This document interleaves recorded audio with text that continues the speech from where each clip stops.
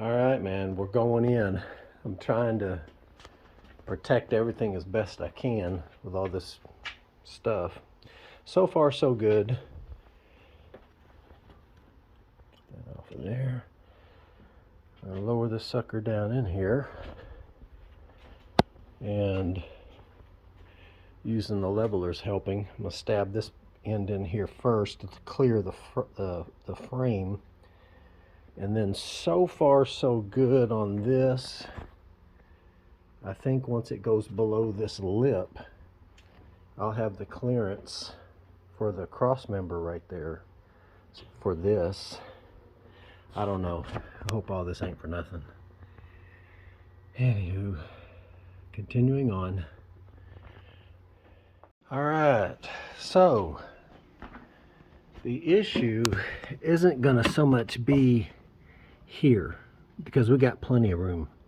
I'm pleasantly surprised with that. I do think I'm gonna run this fitting here. I'm gonna end up doing like a more of a curvature to bring it back straighter this way.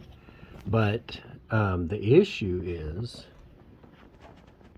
the power steering. Now, I know why this is something I didn't think of before, because on the drag car, I had this thing. Remember I was saying I didn't remember if I had it mounted up or not. But I had made provisions here on the end of this to make it more of an angular end so it would clear. But I remembered here just now,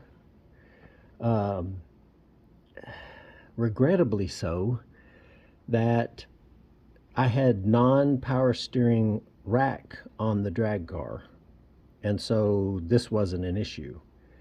I am going to retain power steering. Now, all's not lost. What's happening here is this hard line, the pressure, it's hitting the back of this manifold here when I try to put this bracket up in its location. So what I'm going to have to do is I'm going to have to do a custom line. Probably just a straight shot line. I'll have one made with like just more of a straight hose, and that way it'll come right up into the bottom of this on this side of the alternator.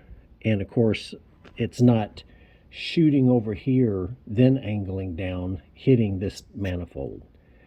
So wow, I was more focused on this it hitting this back portion back here, and of course we got room for days back here, so that's good. The other thing to consider is right here I'm gonna have to have a strong quick 90. I may even have to weld a 90-degree tube. I don't know, we'll see. Of course I'll make my bracket back there for the throttle cable. That shouldn't be an issue. All right, well, it fits. That was, like I said, the only thing I'm going to have a huge issue with, and it's not really an issue, it's just time. If I go ahead and make that custom pressure line, put it on, mount the power steering pump to the engine, get all this set up, and then for some reason this throttle body doesn't do what I want it to do. The plan then is, if you'll remember, is I'm going to make a flange that I can mount that other Geo Storm throttle body on. So no harm, no foul. You know, it'll be a different throttle body, and then I can still use that strut tower bar brace that I've got planned. But so good news is, yeah, it went in. Well, the best laid plans of mice and men often go awry. John Steinbeck tried to teach us that. It ain't gonna work. Yeah, the power steering thing was one thing. That was very doable. I could have O'Reilly's make me a steering hose. And I think I've made it clear. I was even entertaining, if it was going to be too much work, of doing the no power steering. But AC, that's non-negotiable. So I was over here just thinking, okay, well, you know, since I'm using this fuel rail, I have to use a fuel pressure regulator, because the stock fuel rail, this is a return system, and so it needs a fuel pressure regulator to send fuel back.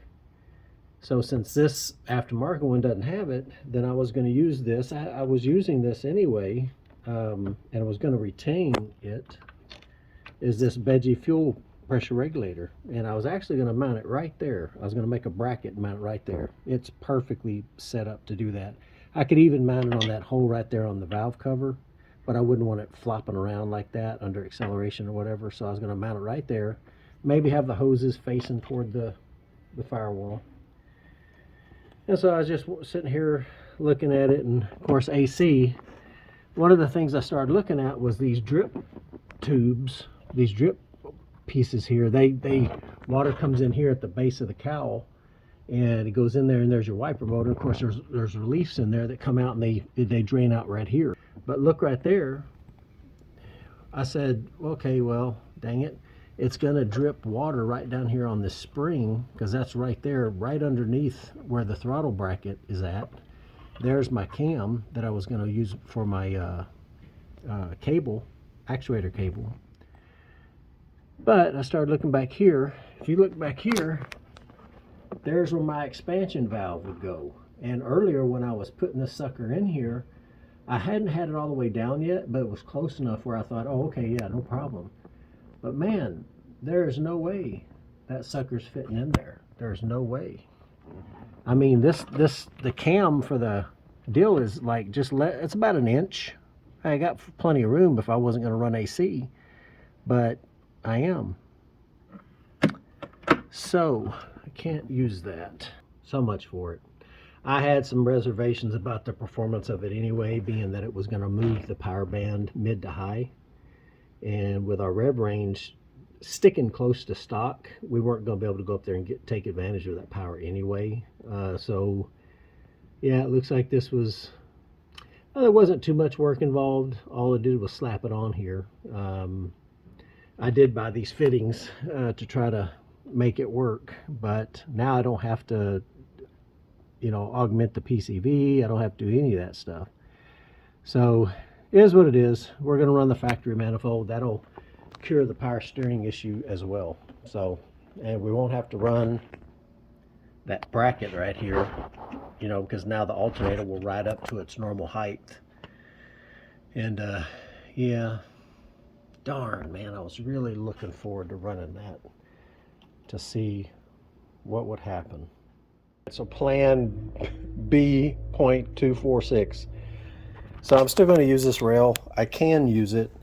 It's just that back here, the return, I'm going to have to dip down and go in between cylinders 2 and 3.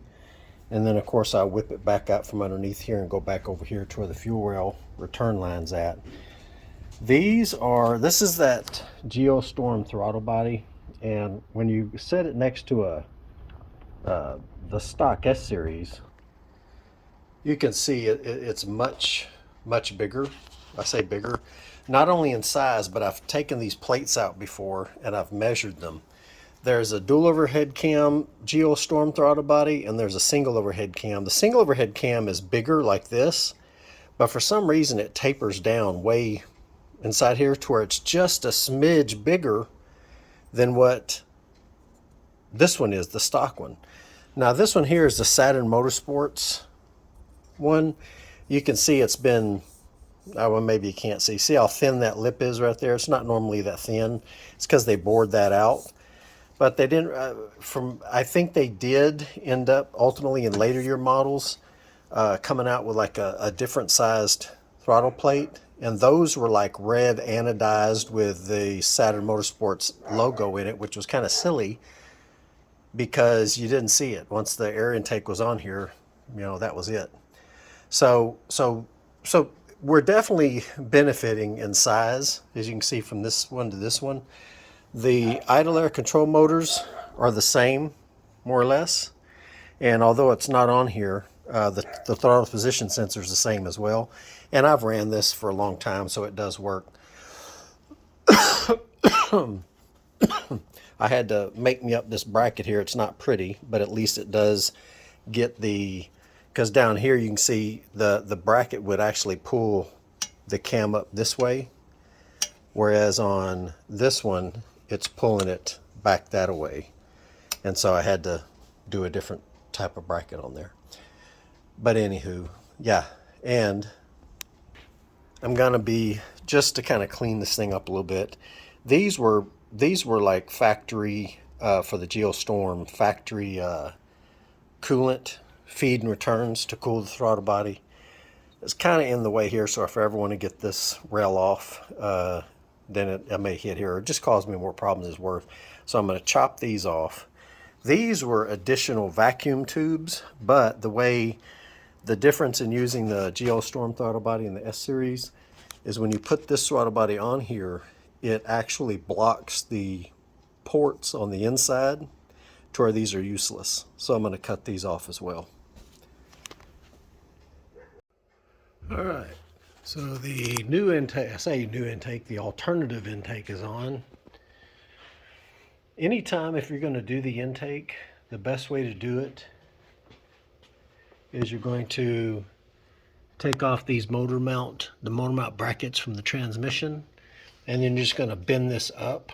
So you use the bushings here and just bring it up like vertical, and then you're going to take off your top engine mount. You're going to put a block of wood under the oil pan with a jack and support the engine, and take off your mount here. And the third thing you want to do is when you're going to rotate that engine forward to change out your manifold, the rightmost bolt there that bolts the mount to the transmission, the one on the right hand side, take that one out completely. And the other one, you can just loosen it. Matter of fact, you don't want to take out that one. Let me see if I can get this thing to focus a little bit. You don't want to take that one out completely, just loosen it. And then that acts like a hinge point, or like a roll point, and that'll help you get that engine forward to do the work on that manifold. And then you're just going to basically take this whole motor and just kind of roll it forward some. You can even like use a cable or some kind of bungee or something like that to kind of hold it back this way to give you the clearance and the handwork, because obviously you're going to be taking off 7 bolts back there, and I like to torque it down, and it was kind of a challenge to get a torque wrench back there, but I did it. On the fuel rail, I think I'm going to get a 180 degree fitting and send it back this way so it can exit out on the same side that the feed is coming in. I think that'll be better than trying to go under and then back up and around, because there's going to be a lot of wiring and stuff back there. All this stuff here is going to get put back there, and it's going to be real kind of cramped. So yeah, I think we'll do that. So this Saturday, I'm going to really try to get most of this upper. I'm trying to get a lot of it done so I can get this thing running back again. I've bought, since that other strut tire bar won't work with this throttle body, I found something on eBay. I don't know where the guy got it, but it's just a bar that looks like it'll fit. It's 99 bucks. It looks like it'll fit in between it should clear that. If it won't, then it's 99 bucks. But it actually has 2 bolt holes, but only one will fit on each side. The bolt holes end up being like this instead of like this.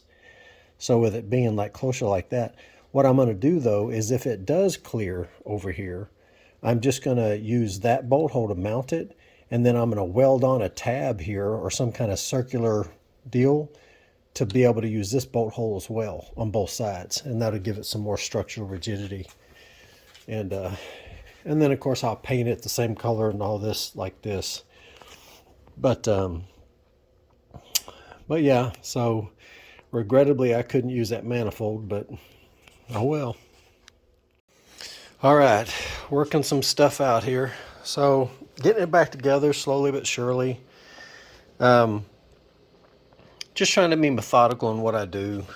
I want this to be one of the last times that I do much of anything to it. Just figuring out the fuel situation here. So I am using this Veggie fuel pressure regulator. This is going to be my main regulator plus it's a boost dependent regulator. And when you have the Det 3, I can play with the pulse width of the injectors. So the fuel pressure I had this thing at, last time I checked, it was cresting 90 psi to get enough fuel pressure from these 240 cc injectors to meet 12 pounds of boost power, you know. And so I don't want to run that much fuel pressure. So whenever I get the Det 3 in here, I can obviously increase the pulse width, and I'll use that as my fuel pressure regulator and a boost dependent. But and that way, I was looking for, I contacted a place that sold injectors, good company. For 350 horsepower, you need to have 550 cc injectors apparently. But that's at stock fuel pressure. Okay, so they have fuel pressure calculators out there that would allow you to run a smaller injector and boost up, you know, bring up fuel pressure with boost. And this is highly adjustable. I think it was 12 to 1 or 15 to 1 pressure PSI per pound of boost. So I calculated it, and I could get away with running about 60, 70 psi pressure with 340 cc injectors, 360 somewhere in there. I think is what I calculated, but I won't have. I'm tired of looking, you know, honestly. So, and the 550, when I run those, they'll help me if I ever want to increase a little bit of boost, which I doubt I will, but in case, I'll have the fuel pressure regulator to bring up pressure to use the 550 and meet whatever power needs I'm looking for. So just waiting to get all this figured out. I'm going to run the 180 degree return back this way. And the way this does is, this is the feed in. There's my fuel test port. So that's the pressure feed in, goes into the rail, comes back out, back over here, and it's going to 180 back. And it's going to come into this inlet here. And then here's my outlet. And then that's going to go back to the return to the tank. So I bought a bunch of fittings when I was first contemplating doing some changes on here, and I think practically most of them I'm not able to use. Matter of fact, I have this, but I want it to be black, so I've ordered a black one. I've got a black 180 degree coming for this one. You know, it's just 2 steps forward, 1 step back. Trying to get everything on here so I can get pretty much done with it and get this thing back on the road, because it's not over yet. I still got some other stuff to do, and last step will be changing that valve cover over.